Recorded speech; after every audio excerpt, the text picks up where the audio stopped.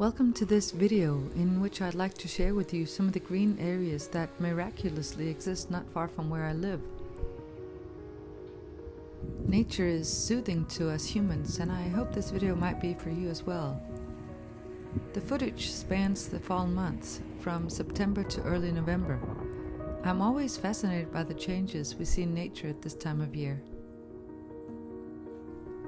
I live on the outskirts of a small city in Denmark, which means I get what the city has to offer, and at the same time I can easily walk down to a little stretch of water and take my bike to the mouth of the fjord. Okay, so I'm cycling through this tiny stretch of forest close to where I live. Maybe one should call it a bunch of trees, but people here actually do optimistically call it a forest. Despite the time of year, let me just give you a peek of the treetops. The trees are still remarkably green.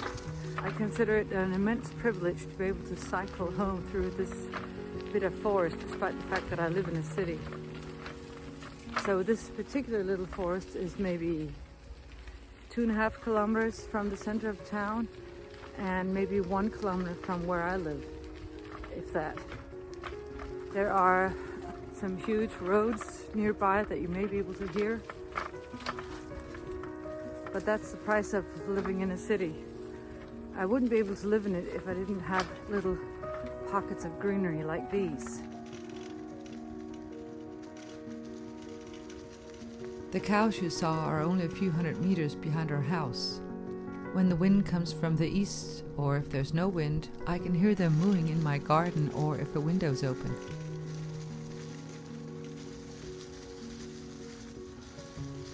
I previously needed the city much more than I do now, which makes me wonder where I'll be in 5 or 10 years' time. Often when I've had a dose of culture in the city, either where I live or recently in Copenhagen, I need a dose of nature to balance things out, so I go seek it out.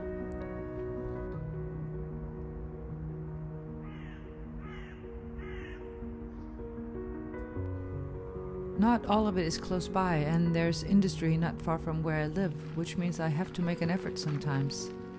Seek it out deliberately, ignore other things, which I suppose is a strategy we all have to use from time to time.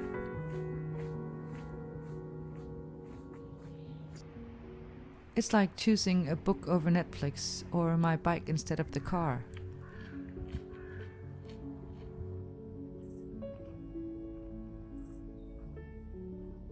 I try to choose to view more of nature than I might automatically see because it's so much better for me than traffic and asphalt and noise.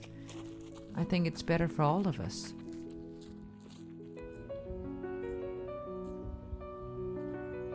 My daughter plays badminton in another part of the city, and when I've taken her and her friends there, I've walked in a nearby meadow. I'm tempted to call it a meadow, although it's still within the city limits. The cows are so good-natured. Like all animals, they're oblivious to the demands of modern life, not comparing themselves to the other cows or wondering if they're good enough. They don't second-guess their choices. Should I have eaten that grass over there instead of this here? Of course, you can say that it's because they lack higher consciousness, but still.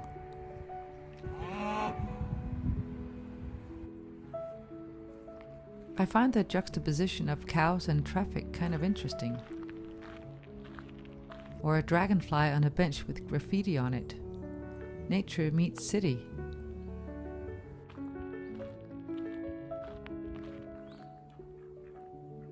I appreciate their existence in the middle of the city or near the outskirts. I think a lot of people feel like that because I always meet joggers or people on their bikes when I'm out walking in these areas, or I meet other people out walking, often alone, like me.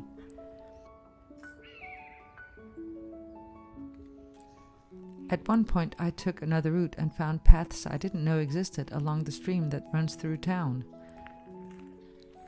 Some of the houses there have gardens that border on the stream, and so their gardens extend into nature. Not wild nature, perhaps, but still greenery.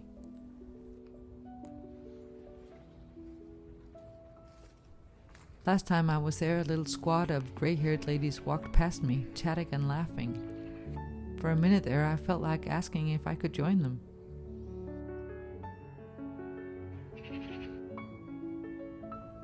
It indicates to me that many of us need to commune with nature now and then to be able to live in the city at all.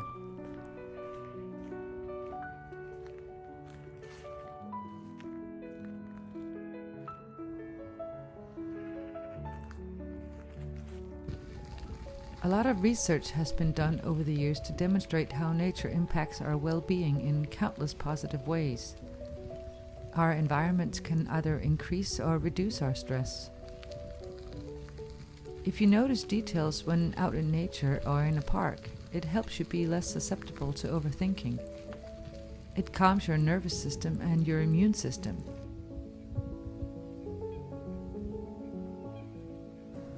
I suspect that's what many of us feel subconsciously when we're out in nature.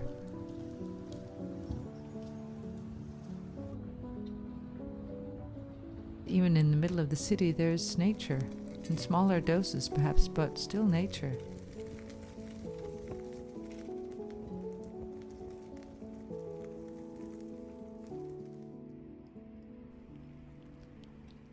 If you don't have cows or fields near you, and if you don't have a garden, you can find smaller pieces of nature, like a wall with leaves on it, a tree, an overgrown path, maybe a small park.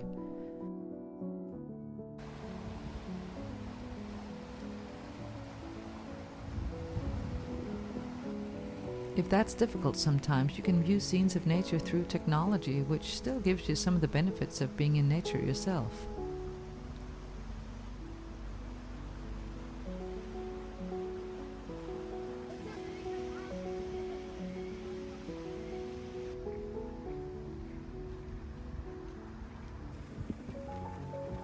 No matter where I've been in the world, from New Delhi to New York City, I've been able to find places to go to that were a little more green and quiet.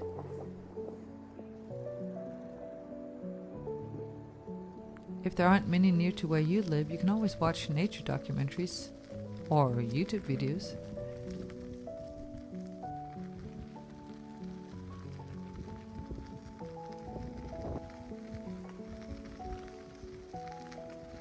Before I had my own garden, I lived in an apartment with a small balcony where I kept some plants. That made a huge difference compared to the apartment I lived in before, which had no balcony. Research done in hospitals and schools has found that even a simple plant in a room can have an impact on stress and anxiety. So you can always add a little bit of nature to your surroundings.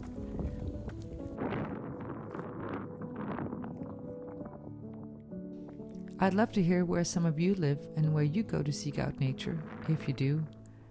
Thank you so much for watching.